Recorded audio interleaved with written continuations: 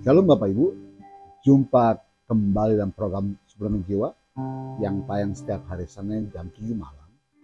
Terima kasih untuk setiap doa, atensi, bahkan setiap taburan berkat yang kau taburkan dalam program ini. Biarkan kami mengolah baik, sehingga boleh menjadi berkat bukan kami dalam melayani Tuhan melalui digital media kami. Juga percaya akan bahwa kemenangan bagi jiwa-jiwa yang kami layani dalam program ini. Datang sama Tuhan malam ini. Kita berdoa. Bapak, terima kasih untuk setiap kebaikan-Mu yang kami rasakan hingga malam ini ya Tuhan Yesus. Kita boleh masuk di dalam Mazmur pada ayat terakhir. Mazmur 6 ayat terakhir Tuhan Yesus. Terima kasih telah menuntun kami menyelesaikan Mazmur pasal 6 Tuhan Yesus. Bersyukur dan percaya Tuhan semakin hari semakin dalam kami mengenal akan Engkau melalui firman yang kami dengar setiap hari Senin jam 7 malam dalam program Suplemen Jiwa Tuhan Yesus. Terima kasih Bapak Saudara. Segala pujian hormat kami akan bagi nama Tuhan malam hari ini. Ampuni setiap dosa pelanggaran kami lakukan dan layakkan aku kami semua di hadapan Tuhan malam hari ini.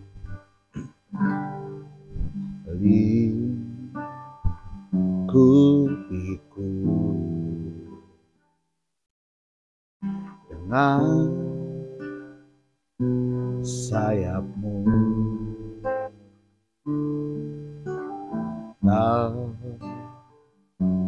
bunyiku dalam kuasa-Mu.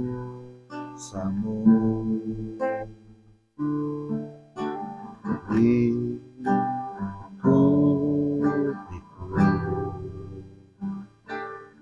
dengan sayap-Mu,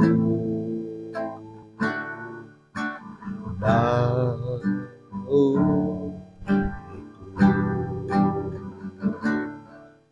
dalam kuasa-Mu. Di saat badai bergelora,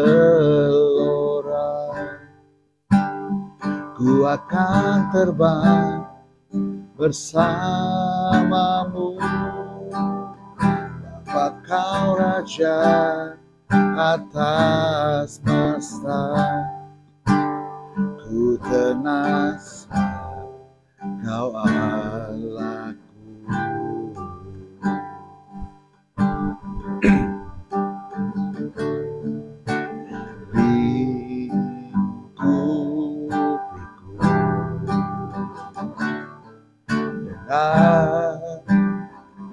Sayap-Mu, daunku dalam kuasa-Mu. Di saat badai bergelora, ku akan terbang bersama-Mu. Bapa, Kau Raja atas semesta, ku tenas Kau Allahku. Di saat badai bergelora, ku akan terbang bersama-Mu. Bapa, Kau Raja atas semesta, ku tenas Kau Allahku. Di saat badai bergelora, ku akan terbang bersama-Mu. Bapa, Kau Raja atas semesta, ku tenas Kau Allahku. Ku tenas Kau Allahku. Ku ku tenang sebab Kau Allahku.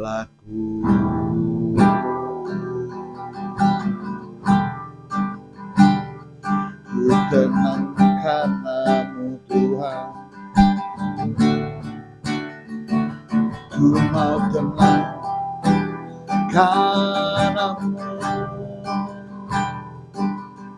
karena-Mu Tuhan, ku boleh tenang penyertaan-Mu,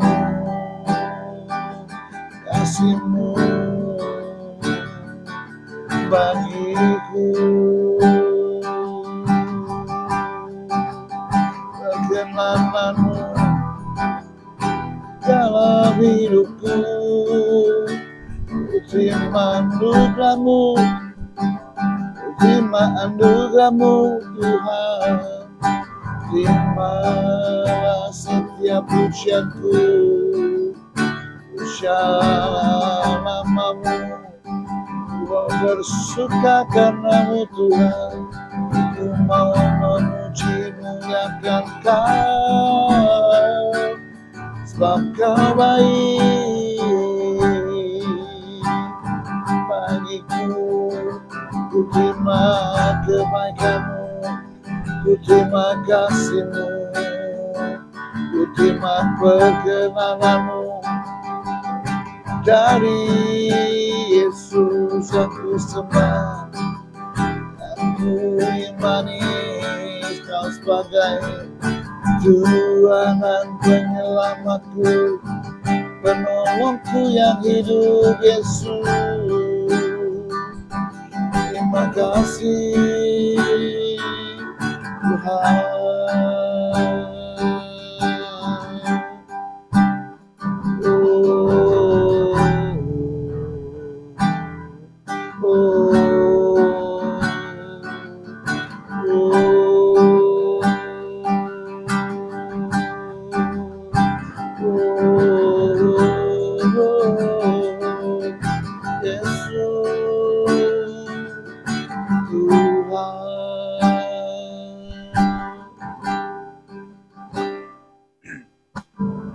Roh Kudus pimpin kami dengan bantuan-Mu, kami boleh pahami setiap kata, setiap kalimat dengan bahasa sangat mudah, dan kami boleh melakukan tepat seperti yang Tuhan kehendaki dan firman-Mu. Untuk kami, dengan hikmat-Mu Tuhan, kami boleh pahami dengan bahasa yang sangat mudah saat malam hari ini. Demi nama Yesus, sama-sama kita katakan amin.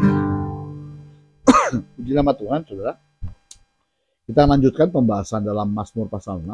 Malam ini masuk dalam ayat terakhir, pada ayat ke-11. Kalau kita mau mengulang kembali bahwa Mazmur 6 ini bicara mengenai doa dalam pergumulan yang dihadapi oleh Daud ketika dia sedang bermain kecapi, saudara ya. Lalu dia membawa lagu ke-8, menaikkan lagu ke-8 berupa narasi himne, kur, paduan suara ya. Dan disebut dengan Mazmur Daud. Di dalam pergumulan Daud berdoa. Ini kalau kita telah membahas sampai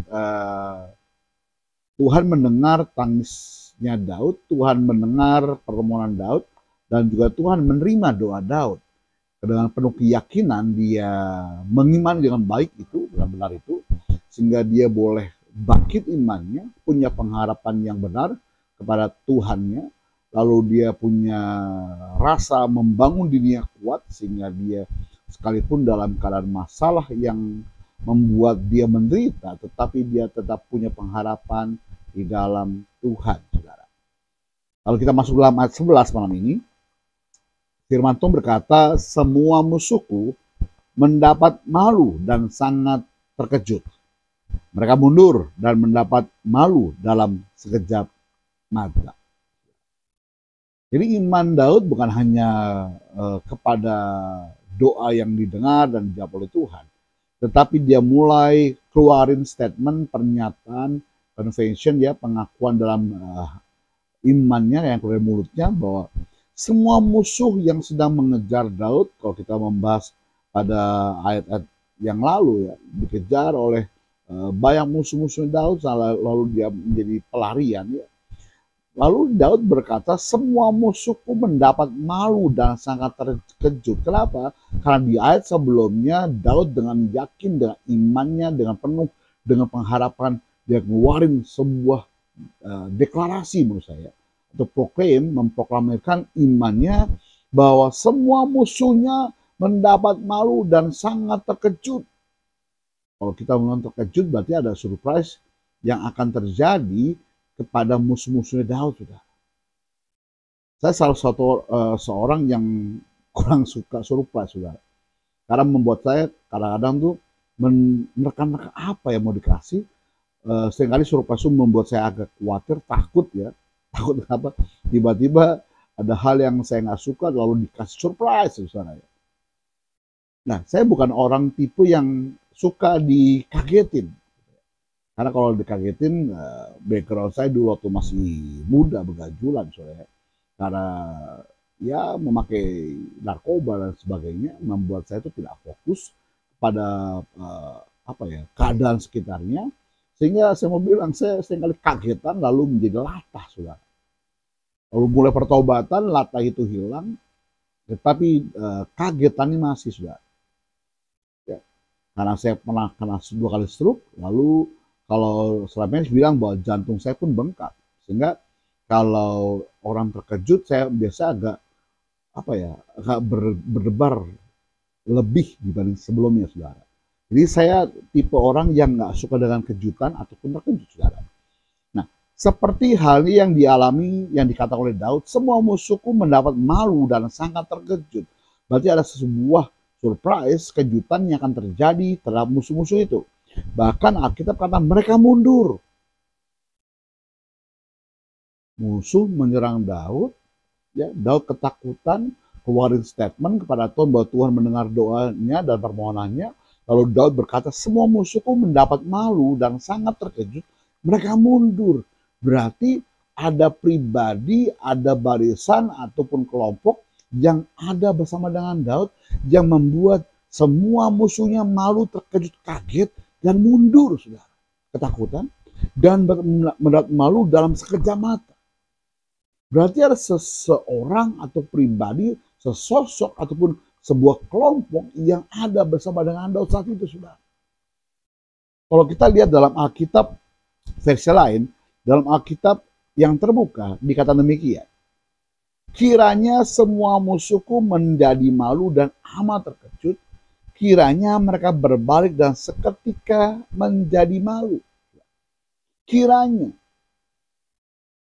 ada sebuah pengharapan yang terus Daud naikkan, Daud katakan bahwa kiranya semua musuhku menjadi malu dan amat terkejut. Kembali saya mau bilang di awal tadi bahwa ada sesuatu yang akan terjadi yang membuat mereka terkaget-kaget apa yang terjadi, saudara. Kiranya mereka berbalik.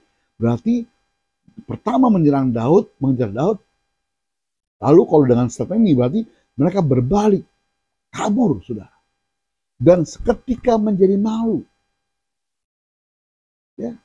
Kalau dalam versi bahasa Indonesia masa kini, saya mau katakan bahwa semua musuhku akan terkejut dan malu. Semua tetap memakai kalimat terkejut dan malu. Dan segera mundur dengan tersipu-sipu. Nah, segera mundur, berbalik arah, kabur. Berat malu, tersipu-sipu. Berarti di saat ini, ayat sebelah sini, ada pertolongan yang Daud rasakan, yang Daud dapati dari permohonan kepada Tuhan. Berarti Tuhan sedang turun tangan ketika Daud sedang angkat tangan, give up akan masalahnya. Ketika Daud angkat tangan sama Tuhan, ayat 11 ini dengan jelas mengindikasikan bahwa Tuhan sedang turun tangan membela Daud. Jadi kalau kita pelajari ayat ini menggambarkan harapan, keyakinan sang pemazmur terhadap relasi hubungan Tuhan yang terjadi kepada Daud dan ada hubungan yang terjadi dengan musuh-musuhnya. Ada action yang terjadi, ada sebuah kejadian yang berlangsung sehingga Daud menggambarkan harapan itu bahwa Tuhannya Daud ini sedang bertindak kepada musuh-musuhnya Daud. Pemazmur percaya bahwa musuh-musuhnya akan mengalami malu dan kekalahan dalam waktu yang cepat. Ini mencerminkan keyakinan bahwa Tuhan memiliki kekuasaan untuk melindungi dan memenangkan mereka yang setia kepadanya. Ya, baik, mencerminkan keyakinan bahwa Tuhan memiliki power, kekuasaan untuk melindungi dan memenangkan pada mereka yang setia kepadanya. Ya. Saudara, jadi statement Daud pada ayat 11 ini ada mengindikasikan, ya, mencerminkan yang saya mau bilang, ada pribadi Tuhan yang ada bersama Daud sehingga para musuh itu terpukul mundur, mendapat malu, terkejut dengan apa yang sedang mereka hadapi bersama dengan Daud. Ketika mereka nyerang Daud, mereka kaget. Hal ini juga menunjukkan bahwa kekuatan dan perlindungan Tuhan begitu besar, sehingga musuh-musuh pemazmur ini tidak akan bisa bertahan lama. Jadi saya yakin di statement, closing statement di ayat 11 pasal 6 ini, doa Daud benar-benar dijawab Tuhan. Keyakinan Daud, imannya itu dapat terkonfirmasi bahwa Tuhan itu mendengar setiap doa Daud. Mereka akan terkejut dan merasa malu karena rencana jahat mereka gagal. Dan Tuhan akan memberikan kemenangan yang nyata kepada orang-orang yang berpegang padanya. Tetap pegang Tuhan, tetap setia sama Tuhan, tetap berpengharapan sama Tuhan, tetap percaya bahwa doamu itu Tuhan dengar dan pasti Tuhan jawab dengan waktunya Tuhan dan menurut kasihnya Tuhan. Ini mengajarkan kita untuk mempercayai bahwa Tuhan adalah sumber kekuatan dan perlindungan yang sejati. Karena pertolongan yang sejati itu datang daripada Tuhan. Ya, kekuatan yang sejati datang daripada Tuhan. Perlindungan yang sejati itu datang daripada Tuhan. Dan bahwa dia akan menolong kita dalam menghadapi musuh kita, baik secara fisik maupun secara roh. Kenapa saya bilang secara roh, sudah? Karena banyak orang Kristen ini karena santet, diguna-guna, saudara. Ya, lalu disirap lah bahasa Jawa bilang. Lalu ditipu daya, digundam lah sehingga bisa ketika ditepok orang pundaknya, lalu dia kayak orang bego, lalu menyerahkan dompetnya, hartanya, HP-nya, saudara. Selama kau benar-benar mengandalkan Tuhan, selama kau setia sama Tuhan, selama kau berpengharapan sama Tuhan, selama kau berlindung sama Tuhan, saya percaya secara fisik maupun secara roh, musuh-musuh itu tidak akan kuat menghadapi engkau.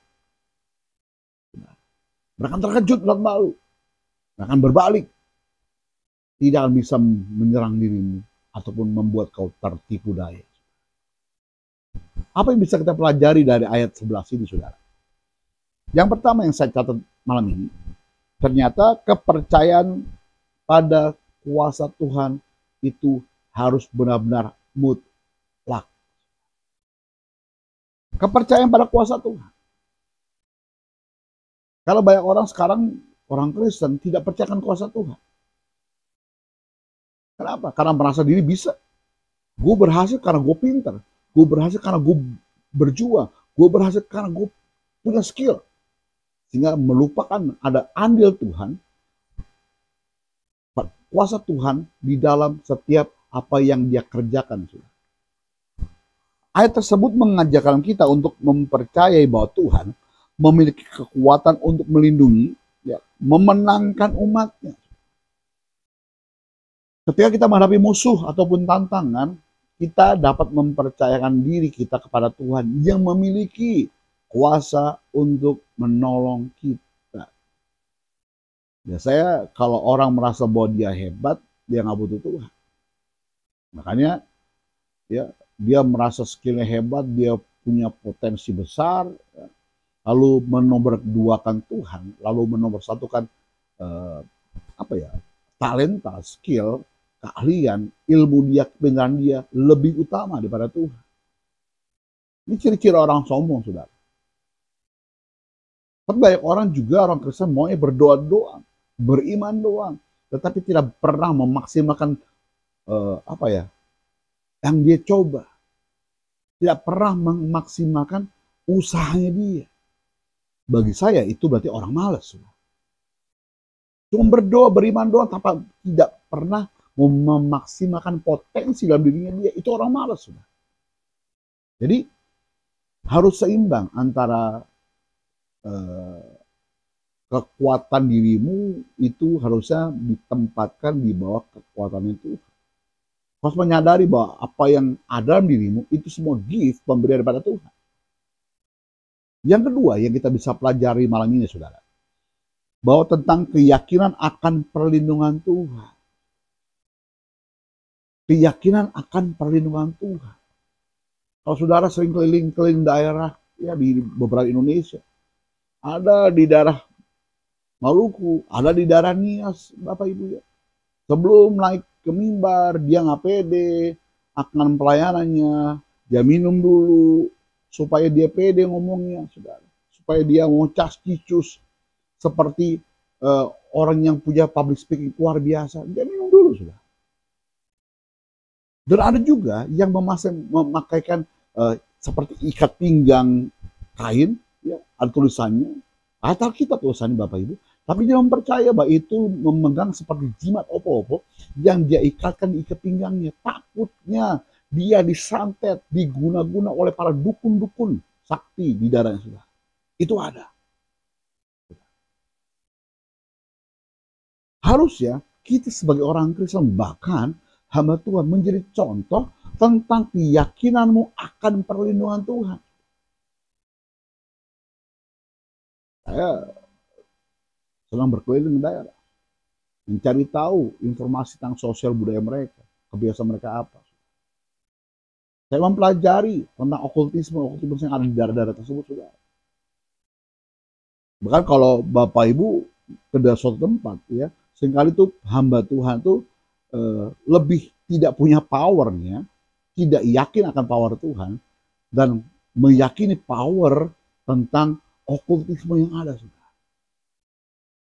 Saya masih ingat waktu masih di gereja lama saya, ya, mungkin sekitar 11 atau 15 tahun lalu, ya kurang lebih itu Bapak Ibu, ada sebuah baptisan dan ada seorang pendeta yang saya kenal, itu seorang pendeta di gereja tradisional, ya, gereja suku lah saya mau bilang. Nah pendeta itu mengakui bahwa dia memakai jimat-jimat, memakai cincin, memakai keris kecil, ya batu-batu dan sebagainya, memakai hal-hal okultisme supaya apa? Supaya dia dijaga dari kuasa-kuasa gelap. Akhirnya pendeta itu, hamba Tuhan, dilepaskan Bapak Ibu dalam kolam baptisan itu. Itu masih banyak, saudara. Jadi pelajaran lain yang dapat kita petik adalah keyakinan akan perlindungan Tuhan terhadap umatnya. Meskipun musuh-musuh dapat menimbulkan ancaman. Yang pendeta-pendeta hamba-hamba Tuhan, orang Kristen takut itu bukan ancaman secara fisik, tetapi secara roh, spiritual, saudara. Yang saya gambarkan tadi, kasih contoh tadi Bapak Ibu. Kita dapat mempercayakan diri kita kepada Tuhan yang dapat mengatasi dan mengalahkan musuh-musuh kita. Apakah Pak Bimo takut akan hal okultisme? Enggak, saya nggak takut. Selama saya hidup benar, selama saya hidup dalam kebenaran Tuhan, saya punya iman yang benar sama Tuhan saya tidak akan pernah takut. Bukan hanya kepada roh-roh itu juga, bahkan pada orang pun saya nggak pernah takut. Saya tipe orang yang nggak pernah takut sama orang dulu, sejak saya sebelum bertobat, saudara. Saya akan hadapi. Apakah takut sama setan? Udah lewat masa saya, saudara. Saya pernah bergaul dengan mereka semua. Tapi bagi saya pengenalanku akan Tuhan itu jauh lebih penting, lebih berharga dari hal-hal duniawi, saudara. Jika saya tahu saya diproteksi Tuhan, saya dipelihara Tuhan, dan saya meyakini kuasa Tuhan masih ada sampai hari ini. Mujizat Tuhan masih terjadi sampai hari ini. Yang ketiga yang kita bisa pelajari dari ayat ini Bapak Ibu adalah kekuatan dalam doa dan pengharapan. Saya masih percaya ada kuasa di dalam doa. Saya masih percaya akan pengharapan yang benar kepada Tuhan. Sehingga ketika pengharapan benar sama Tuhan, itu tidak akan pernah diombang-ambingkan oleh apapun juga. Ya, orang Kristen ya, hobi nonton film horor, tentang setan. Terus muncul setan di film itu, kaget diminta ampun. Terakhir, darah Yesus, saudara. Sampai pulang ke rumah, tidur, mati lampu, gak berani, ketakutan. Takut apa? Karena terintimidasi dengan sosok bayangan gambaran setan di film tersebut juga. Sehingga ketika dia berjalan dalam tempat gelap berikutnya, dalam masuk rumah atau kamar rumahnya dia sendiri, dia mulai terintimidasi dari gambaran film tersebut. Pertanyaan saya apa malam ini? Apakah pernah lihat setan sebelumnya? Belum. Kalau belum, ngapain takut? Ya. Karena engkau menciptakan imajinasimu sendiri di benakmu sehingga engkau takut, sudah. Jadi ayat ini juga mengajarkan pentingnya doa dan pengharapan kepada Tuhan dalam menghadapi kesulitan. Ya. Saya percaya banget Tuhan masih mendengar doa saya. Kapan dijawab Tuhan? Nanti, waktu yang terbaik. Ada momen di mana beberapa kali saya tidak boleh bela diri sama Tuhan. Biar aku yang bela. Lihat nanti. Selang berjalannya waktu. Pembelaan Tuhan itu nyata bagi saya. Karena saya percaya saya hidup benar sama Tuhan. Maka pembelaan Tuhan itu nyata bagi saya. Dan tidak pernah dipermalukan. Sampai Mazmur memohon kepada Tuhan dalam doanya. Dan dia memiliki pengharapan bahwa Tuhan akan memberikan perlindungan dan kemenangan bagi orang-orang yang percaya dan berharap sama Tuhan. Apa yang kita bisa pelajari yang terakhir, yang keempat Bapak Ibu? Tentang keputusan yang cepat, fast respon dari Tuhan. Jadi ada kalanya Tuhan menjawab doamu cepat. Dan ada kalanya Tuhan membuat imanmu dewasa dulu. Baru Tuhan menjawab. Sehingga Tuhan memberikan bagianmu untuk kau lakukan iman itu. Nanti kalau tidak bisa kau kerjakan, Tuhan yang menyelesaikan untuk saudara. Kalau kau cuma minta, diberi sama Tuhan. Sehingga kerohanianmu tetek bagi saya. Baik terus. Tapi ketika engkau diajarkan Tuhan untuk berharap, diajarkan Tuhan untuk meminta, diajarkan Tuhan untuk berdoa, diajarkan Tuhan untuk setia, untuk taat, dan seterusnya. Sampai Tuhan jawab doamu. Itu Tuhan mengajarkan engkau kedewasaan dalam rohanimu dan dalam kau beriman sama Tuhan. Yang imanmu matang, imanmu dewasa sama Tuhan. Ya. Pelajaran lainnya adalah bahwa Tuhan dapat bertindak dengan cepat. Fast response. Pas mau bilang kalau di mobil patroli polisi, URC, unit reaksi cepat. Ya. Dan bukan hanya cepat, tetapi juga tegas yang Tuhan berikan dalam menghadapi jawaban untuk doa kita ketika menghadapi musuh-musuh kita. Kita bisa mempercayakan bahwa Tuhan akan memberikan keadilan dan memperjuangkan kita semuanya sebagai umat Tuhan. Dengan demikian, maka ayat 11 ini, saya mau katakan, mengajarkan kita tentang kekuasaan, perlindungan, keadilan Tuhan, serta pentingnya kepercayaan dan pengharapan kepada Tuhan dalam setiap situasi kehidupanmu seperti musim berganti dan berganti terus, dia tetap ada bersamamu. Walaupun musim berganti, musim berubah, tapi Yesus Tuhan tidak pernah berubah kuasanya untuk saudara saya. Jadi apapun yang sedang kau hadapi hari ini, kesulitan apapun yang sedang kau hadapi hari ini, ketika kau bertobat sungguh-sungguh, mempercayai Tuhan sungguh-sungguh dengan iman keyakinanmu, dan kau punya pengharapan akan imanmu sama Tuhan, percaya Tuhan pasti mendengar doamu, tangismu, pengharapanmu, bahkan Tuhan menerima doamu. Seperti ayat sebelah sini, mendapat malu musuh-musuh itu, berbalik mundur, mengalami kejutan. Kenapa? Karena Daud percaya Tuhan sudah menjawab doanya. Saya berulang kali ingatkan Bapak Ibu yang punya pergumulan doa, jangan sungkan untuk berbagi sama kami, sehingga Bapak Ibu yang punya pengharapan sama Tuhan ketika ditopang berdoa bersama-sama bersyafaat sama kita malam ini, saudara. Saudara punya kekuatan baru, saudara tidak sendirian, saudara punya pengenalan akan Tuhan Yesus dengan benar. Percayalah, saudara akan ditolong Tuhan malam ini. Ya, nanti ada di live chat ini ada kolom komentar, ataupun nanti kalau Bapak Ibu malu masuk dalam nomor WA admin kami, kirimkan ya pokok doanya. Percayalah, saya akan terus berdoa untuk saudara sampai Tuhan memberikan jawaban untuk doa saudara. Nanti juga ada kolom barcode ya, Bapak Ibu yang rindu berbagi untuk memberkati pelayan kami, silakan. Karena QRIS boleh, transfer boleh, Bapak Ibu ya. Percayalah dapat dikelola dengan baik bijaksana untuk gereja kami, oleh gereja kami, sehingga untuk memperluas pelayanan kami, untuk menjaga jiwa, dimenangkan begitu. Kita berdoa malam ini. Makasih Tuhan Yesus, pertolongan-Mu sungguh nyata bagi kami Tuhan, seperti yang pemazmur alami. Ayat 11 ditutup dengan iman yang sungguh luar biasa. Para musuhnya berbalik mundur, melihat malu, terkejut. Nah, Daud punya pengharapan bahwa Tuhan sudah menolongnya, memukul mereka mundur. Musuh-musuh Daud saudara. Di saat badai bergora, kami tak punya iman yang benar kepada Tuhan.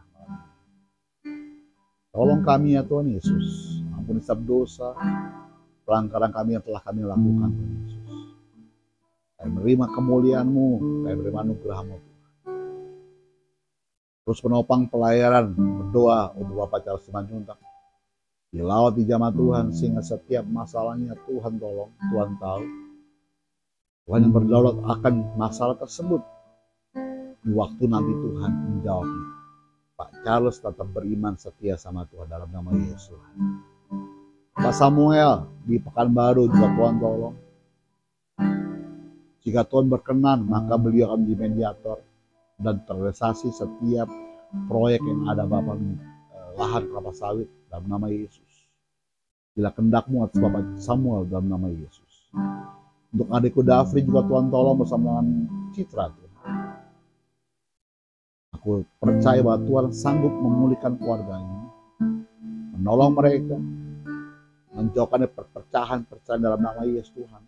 Dipulihkan Tuhan dengan kasih-Mu Bapa.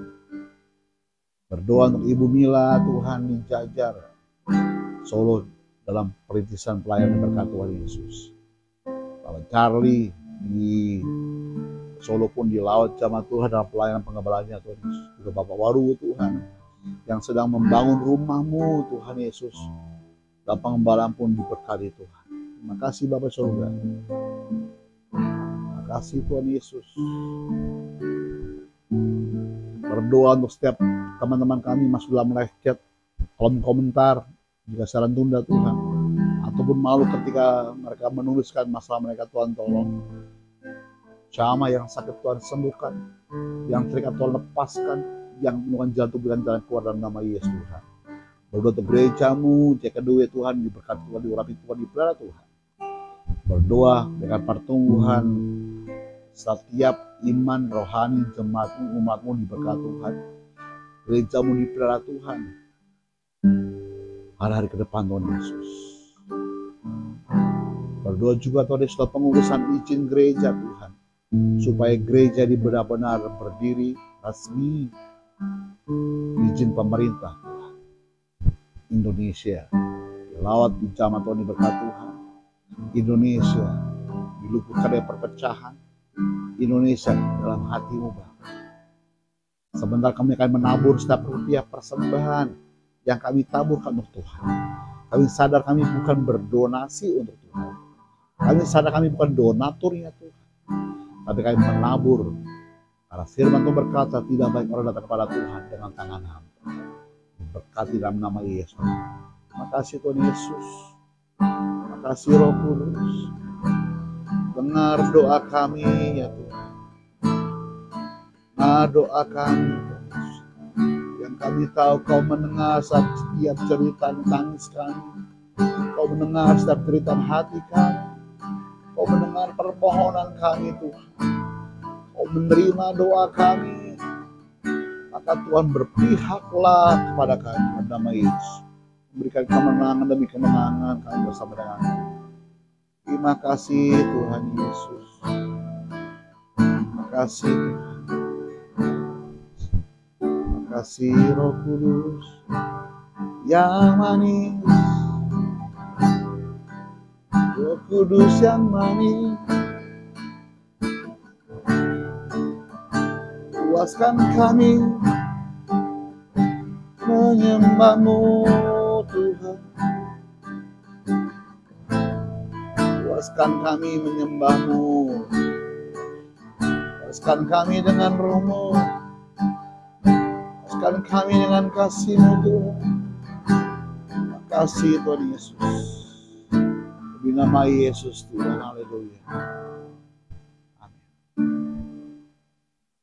Tetap semangat, tetap punya pengharapan sama Tuhan, yang baik, kuasa Tuhan, kasih Tuhan, senantiasa menyertai saudara. Dan bagikan link ini kepada rekan-rekan semuanya di dalam media sosial saudara, sehingga saudara menjadi bagian dalam pelayanan misi, dan kami percaya nama Tuhan bermuliakan. Terima kasih atas setiap taburan berkat Bapak Ibu dalam program Suplemen Jiwa. Ingat baik, doakan saya juga ya, karena kami pun hamba Tuhan butuh di support Tuhan. Shalom, sampai jumpa Senin mendatang jam 7 malam di channel YouTube JKI2 BSD. Tuhan berkati.